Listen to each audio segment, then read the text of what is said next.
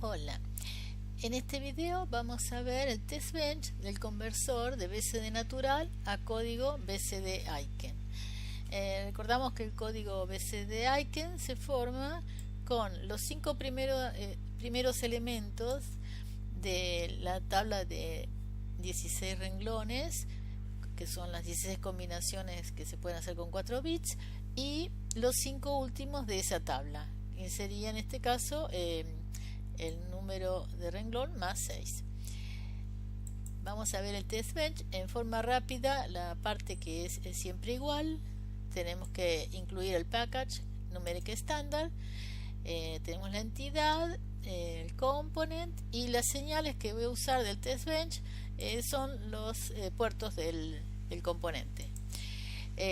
Al puerto de entrada le vamos a dar un valor inicial con todos sus bits en 0. Entonces EN representaba el número en binario natural de 4 bits, va a ser un BCD, y A es el número en BCD Aiken, también entonces de 4 bits. Estamos en la parte declarativa de la arquitectura. Lo que uno quisiera hacer es tener una tabla para entrar con el número en binario natural como subíndice de esa tabla o número de renglón, y obtener el equivalente. Por ejemplo, si ingresamos con el 9, tendríamos como equivalente el 1111. O sea, vamos a escribir la tabla, que la voy a llamar tabla Aiken, con todos los elementos. Va punto y coma, dos puntitos igual, luego abrimos el paréntesis y entre comillas dobles escribimos cada elemento, dado que son Standard Logic Vector. Bueno, esto es lo que quisiéramos hacer, y luego comparar el número que en Aiken que esperamos obtener con el resultado de esta tabla. Ahora, esta tabla, así como está escrita, para nosotros tiene un significado, pero para el software no. No sabe qué es tabla Aiken. En principio se trata de constantes, entonces deberíamos poner constant para decirle, bueno, tabla Aiken son constantes. Ahora, si ponemos de esta manera constant, también obtendríamos un error, porque a continuación deberíamos tener una constante, y nosotros en cambio tenemos un arreglo. Fíjense que son tenemos 10 filas y 4 columnas que corresponden a cada uno de los bits del Standard Logic Vector, ¿no? Bueno, por lo tanto es un tipo de datos que vamos a definir nosotros según nuestra conveniencia. Entonces a este tipo de datos lo voy a llamar tabla. Así que pongo que tabla Aiken, dos puntitos, es de tipo, es un dato que llamo tabla y cuyo contenido es esa tabla precisamente.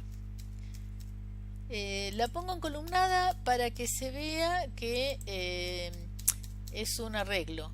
En realidad conviene ponerla en 2 renglones directamente, pero de esta manera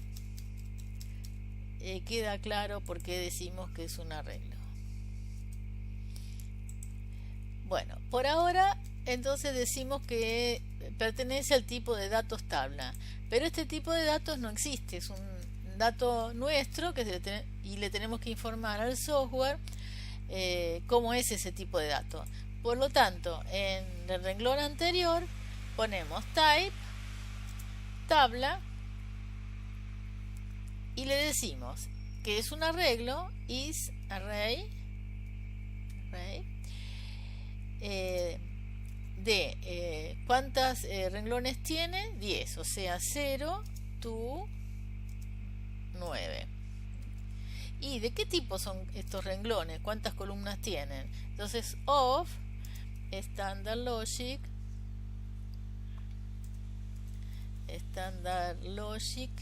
Vector 3 down to 0. Punto y coma. Ahora sí, tenemos un tipo de datos que se llama tabla, que es un arreglo de 0 a 9 renglones por 3 a 0 columnas. Y ahora sí, la constante tabla Aiken tiene sentido. Es un arreglo de constantes con esa estructura. Terminada entonces la parte declarativa, vamos al cuerpo de la arquitectura. Instanciamos el componente y vamos al for. Podemos resolver todo este test bench con un ciclo for. Este test bench es importante porque, por un lado, hemos repasado cómo se define una tabla de arreglos. Lo habíamos visto en la memoria ROM. Pero me interesa porque tener la posibilidad de generar una tabla para un test bench es muy útil. A veces encontrar algún algoritmo para poder controlar si están bien las salidas puede ser difícil. En cambio, si ponemos los casos concretos en una tabla y comparamos con lo esperado, es una solución muy sencilla. En este caso vamos a un ciclo for loop y acá también tenemos una novedad. Bueno, vemos el for cuyo índice es i. Este i lo vamos a usar entonces para ir barriendo todos los renglones de la tabla. Y así, si i vale, por ejemplo, 0, bueno, vamos a esperar que la salida tenga 4 ceros. Si i vale 9, vamos a esperar que la salida tenga 4 unos. Entonces estamos convirtiendo el binario natural a binario Aiken. Después del ciclo i, que lo vamos a usar de esa manera, recuerden que antes poníamos in y decíamos, bueno, ¿cuántas veces voy a repetir este lazo? En este caso 10 veces, sería 0 to 9. Hay otra manera de hacerlo sin tener que estar pensando de dónde está ese rango. En este caso, acá cuando definimos el tipo de datos tabla, array, hemos puesto 0 to 9, ¿no? En lugar de eso podemos usar un atributo. Un atributo que en este caso es range. Los atributos tienen siempre una comilla simple adelante. Y primero aquí, tenemos el nombre del objeto al cual va a caracterizar. O sea, los atributos no son más que características que se pueden asociar a un determinado objeto. Entonces, en este caso voy a usar range. Range me va a reemplazar directamente el que vimos acá, 0 to 9. Y loop. Ya que menciono atributos y había mencionado antes el atributo que tenemos de image, vamos a ver cuáles son los atributos que corresponden a los arreglos. Entonces los vemos acá. Tenemos high y low.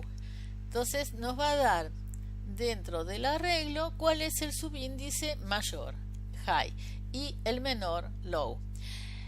Dentro también de un arreglo, el atributo right nos va a dar cuál es el subíndice que está más a la derecha y left cuál es el que está más a la izquierda. El range nos va a dar el rango del objeto al que hacemos mención, y reverse range, en este caso que habíamos visto que el rango era 0 to 9, el reverse nos dará 9 down to 0. Length nos da la cantidad de elementos que tiene el arreglo, y ascending nos va a dar, si están en forma ascendente, un true, es un resultado booleano, y si es descendente nos va a dar un false. Volvemos aquí. Dentro del ciclo del for, entonces vamos a generar con el subíndice del for los diferentes estímulos. Usábamos entonces el package numeric standard, lo hemos incluido para poder usar el subíndice del for como un Standard Logic Vector, para lo cual decíamos que ese subíndice lo tenemos que tomar como un unsigned y es unsigned de 4 bits. Y luego hacemos el casteo a Standard Logic Vector y lo asignamos a la señal del test bench llamada NT. Esperamos con wait for un nanosegundo a que se propaguen las señales. Luego hacemos la comparación entre el icon del test bench, que sería la salida de nuestra descripción, con el elemento que corresponde al subíndice i de nuestra tabla icon. Si hubo algún tipo de error, informamos del error con este mensaje que va entre comillas dobles, que son caracteres ASCII. Ese mensaje lo concatenamos con el valor del elemento, o sea, del estímulo que habíamos usado. Ese estímulo, habíamos visto, es un Standard Logic Vector, de manera que no es imprimible. Así que lo convertimos con unsigned, luego lo convertimos a entero, y la función toInteger necesita que le digamos que era un unsigned. Acá no necesitamos decirle de cuántos bits, es un entero. Y usamos nuevamente un atributo que ya habíamos visto, que es image, y este atributo necesita que le diga a qué tipo de datos se va a aplicar. Por eso tenemos previamente integer. Si hubo entonces un error, se debe interrumpir el programa, por lo tanto severity failure interrumpe y terminamos el ciclo del for. Si no hubo ningún error, vamos a obtener un report por la ventana transcript de prueba exitosa. Es de tipo note porque es solamente un mensaje, y wait, como habíamos visto, espera a ver si hay algún proceso que no se haya terminado de ejecutar, y si se obtuvo un estado estable, nada cambia, entonces da por terminado el proceso. Hay que ver que siempre los test bench se ejecutan en forma secuencial una sola vez. Y por fin, bueno, terminamos el proceso y la arquitectura, la cerramos también. Entonces ahora vamos a grabar el programa. Acuérdense que los test bench sí son programas, se ejecutan en la computadora. Compilamos todo.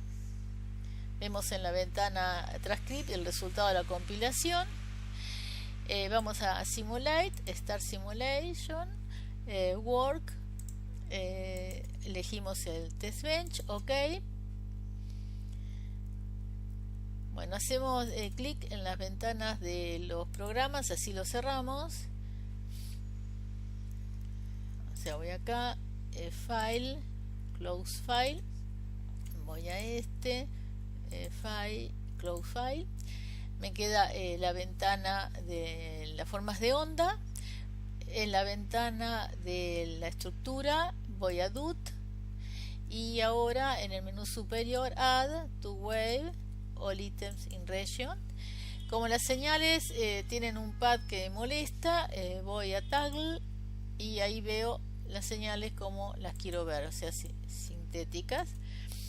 N entonces es el binario natural de entrada y A es el icon correspondiente. Está todo preparado, así que voy a simulate, run all. Voy a la ventana de formas de onda, hago clic, así tengo la lupita azul para ver todo el periodo de simulación dentro de esta ventana. Y vemos que para los valores que van de 0 a 4, los 5 primeros, sabemos que el binario natural es exactamente igual al icon, mientras que del 5 en adelante el icon es el binario incrementado en 6, así que podemos ver que al 9 corresponde el 15, por ejemplo, ¿no? Al 8 el 14 y así, o sea que funciona correctamente. Si no quisiéramos ver las formas de onda, en este caso por ahí no tiene mucho sentido, vemos directamente en la ventana transcript prueba exitosa. Con eso es suficiente. Bueno, recuerden entonces una forma muy útil de hacer los test bench es teniendo una tabla y recorriéndola. Así podemos ver distintos casos.